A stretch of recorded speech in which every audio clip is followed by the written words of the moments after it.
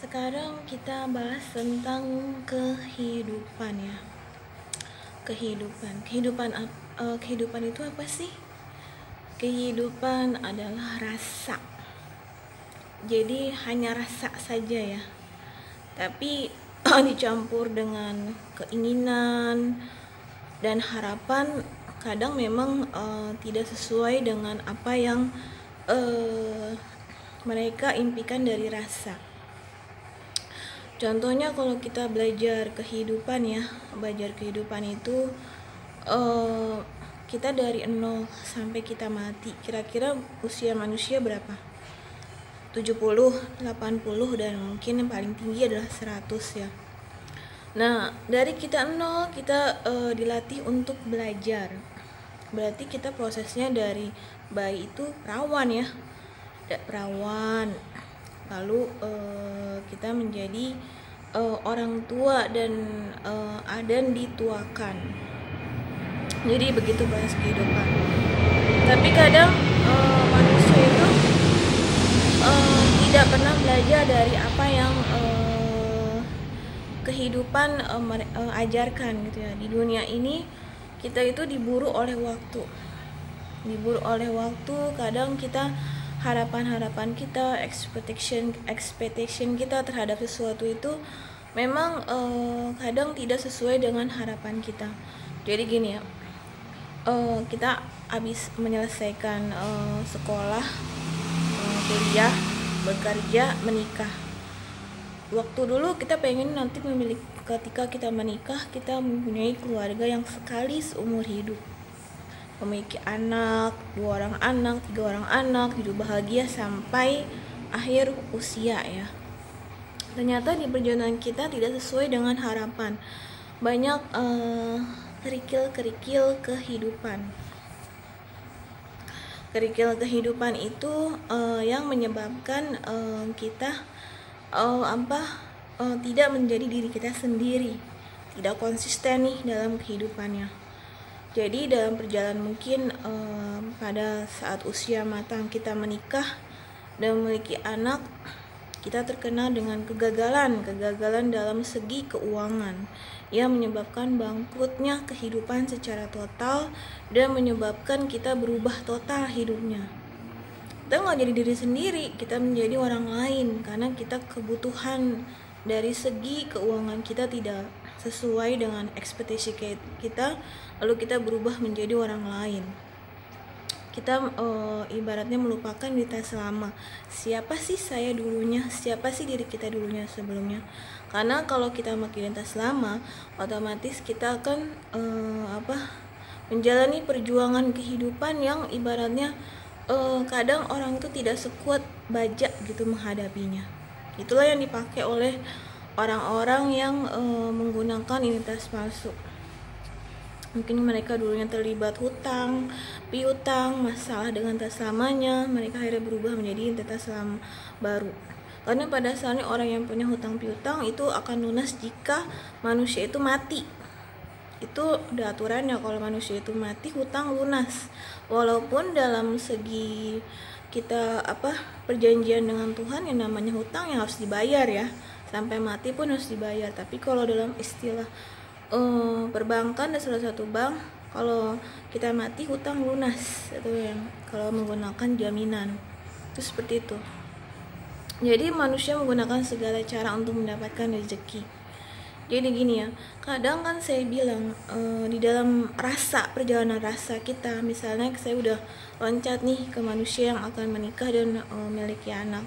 Rasa kita ketika kita memiliki anak tuh bahagia gitu ya, punya suami yang setia, bahagia. Tapi di perjalanan nanti pertengahan kita akan mengalami tersandungnya ekonomi dan akan merubah kehidupan secara total, yang akan ibaratnya kita menjadi kita jadi seperti budak seseorang gitu, untuk harus patuh mengikuti orang-orang yang ilegal itu, yang menguasai dunia hitam. Nah, di situ kita kehilangan prinsip hidup, kehilangan segi ketuhanan kita, sampai akhirnya kita mengikuti pola-pola keilegalan yang dikuasai oleh dunia hitam ya, kerajaan hitam itu. Jadi kita ibaratnya menjadi palsu nih, lintas palsu, semua palsu, karena kita dulunya terlibat hutang, akhirnya kita mengikuti pola keilegalan. Dan di akhir perjalanan, walaupun hidupnya ilegal itu enak, tapi mereka mengalami kawin cerai, atau kita sebut adalah pesakitan jiwanya, pesakitan tubuhnya, tapi mereka nggak kelihatan, packagingnya masih bagus, packagingnya di luarnya masih kelihatan bagus, tapi ibaratnya mereka seperti dipecutin nih, harus mengikuti pola keilegalan orang-orang yang dari kerajaan hitam. Akhirnya demi mereka untuk menghidupi sebuah hati, ya ibaratnya mereka udah telanjur nih, beranak nih, telanjur bolong, udah telanjur jebol lah ibaratnya gitu ya, mereka harus menghidupi dengan segala cara. Dan akhir kata mereka juga si anak itu tidak mengetahui sisilah keuangan keluarganya dari mana asal usulnya. Nah itu adalah rasa. Akhir kata pekerjaannya nggak tuntas dong. Si orang tua tersebut dia udah bersalah dengan Tuhan, bersalah dengan anaknya, membohongi. Dia juga harus ibaratnya bertaruh perjalanan kehidupan dari masa ke masa. Berarti mereka harus menjalani kesalahan yang akan berulang-ulang. Jadi pernikahan yang gagal akan jadi pernikahan yang kedua, ketiga, keempat, dan seterusnya, berganti-ganti orang. Ya, mereka menjalani kehidupan seperti itu karena kesalahan mereka tidak konsisten dari awal dan tidak mampu memperjuangkan prinsip hidupnya. Alasannya karena menghidupi sebuah hati. Pada sebuah hati itu sudah ada rezekinya dari lahir. Nah, intinya itu adalah sebuah rasa ya. Jadi lakinya juga rugi, perempuannya pun juga rugi ya, karena merasa dia dikhianati oleh pasangannya. Akhir kata mereka menjadi duda dan janda, dan berkali-kali menjalani pernikahan. Selain dia menjalani kehidupan pernikahan pada masa tersebut, mereka menjalani kehidupan di masa berikutnya. Jadi jiwanya setelah mereka mati berulang-ulang kali sampai mereka bisa memperbaiki diri mereka sendiri. Jadi jiwanya belum tuntas nih kerjaannya. Makanya kalau udah menjadi orang tua itu nggak tuntas, pekerjaan harus tuntaskan gitu ya. Nah si anak juga harus tuntas menyelesaikan membantu tugas kedua orang tuanya. Nah sekarang kita belajar jadi itu adalah sebuah rasa. Dulu saya expectationnya ketika saya menikah, saya punya keluarga bahagia, ternyata di ujung pertengahan pernikahannya mereka mengalami kegagalan. Pada akhirnya mereka mengalami jiwanya itu jadi lego lah, reinkarnasi yang dari kehidupan dari masa ke masa selalu berulang lagi. Tapi jadi nggak selesai kehidupannya. Padahal ya kita itu kiblatnya adalah Tuhan. Apapun itu kita harus berani memperjuangkan prinsip kita. Kalau tidak berani ya akhir kata nih ya, masyarakat ilegal di ujung dia hidupnya, di masa tuanya dia akan saling memakan dan memakan.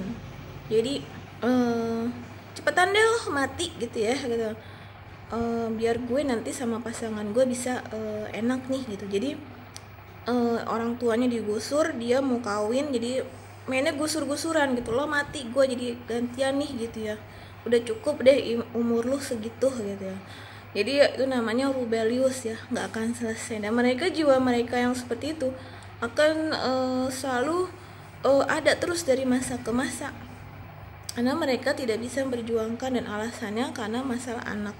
Padahal anak itu antara orang tua dan anak itu harus butuh saling kejujuran dan saling gotong royong, saling membantu lah tugasnya masing-masing. Dan harus ada yang legowo. Misalnya si anak itu ternyata dulu masalah kedua orang tuanya membuat dia berat, mungkin ada salah satu anak yang tidak menikah, dia harus legowo untuk bisa membantu menyelesaikan masalah orang tuanya secara tuntas, walaupun di antara anak-anak lain dia menikah. Jadi ada salah satu anak yang tidak menikah, hanya membantu kedua orang tuanya menyelesaikan tugas di dunia. Nah sekarang apa sih hubungan dengan masalah ini semua gitu ya?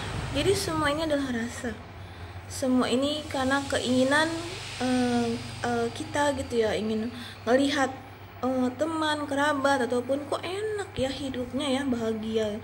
Padahal mereka menjalani kehidupan dengan penuh perjuangan dan mereka harus menjalani kehidupan itu tidak selurus jalan tol. Jadi kalau orang jujur aja ibaratnya harus ada banyak ininya ya, macam-macamnya gitu ya. Mau jujur itu banyak halangannya. Seperti saya ya, lahir dunia ini udah telanjangin sama dunia. Telanjang badannya, tubuhnya, fisiknya, telanjang jiwanya, telanjang rapotnya, telanjang perjalanan kehidupan saya dari kecil sampai saya S2 itu ditelanjangin semuanya. Hasilnya dari mana, sumbernya dari mana, bisa memiliki gelar seperti itu dari mana, ditelanjangi saya di seluruh dunia. Mau itu fisiknya baik dari negara pun, saya waktu ikut perjalanan menjadi PNS pun, saya kan bukan PNS ya, tapi saya pernah ngikutin rekrutmen PNS udah berapa kali gitu ya, ditelanjangin tubuhnya gitu, ditelanjangin tubuhnya. Jadi dilihat apa masih perawan atau enggak atau gimana gitu ya. Terus setelah saya udah tidak ibaratnya udah mengikuti rekrutmen kan, saya ibaratnya udah hampir lulus tapi nggak lulus ya, karena kesempatan saya diambil orang. Hampir lulus dulu PNS tapi kesempatan saya diambil orang. Saya termasuk cadangan kedua gitu, udah pernah lulus PNS tapi karena diserobot orang saya jadi nggak lulus masuk PNS. Nah itu saya penilaian bagus, itu masuk bagus. Saya juga terus udah gitu saya juga ditelanjangi jiwanya. Jadi benar nggak nih si Rata jujur atau bohong, atau ini semua ditelanjangi? Jadi selain tubuh saya ditelanjangin, jiwanya telanjangin. Jadi memang hiduplah di dunia itu intinya adalah berani mengakui siapa sih kita sebenarnya dulunya gitu ya, bahwa bumi ini yang memiliki siapa sih? Oh, yang memiliki Tuhan. Berarti kita harus mau nggak mau ditelanjangi tubuh dan jiwa kita, dan harus mau diketahui oleh saksi-saksinya seluruh makhluk hidup dunia ini bahwa kita menjalani kehidupan ini dengan sebenar-benarnya dan melalui jalan introspeksi diri, karena manusia tidak lepas dari kesalahan ya. Jadi melalui perjalanan yang introspeksi diri dan melakukan perjalanan yang sebenar-benarnya sampai akhir hidup ya, begitu.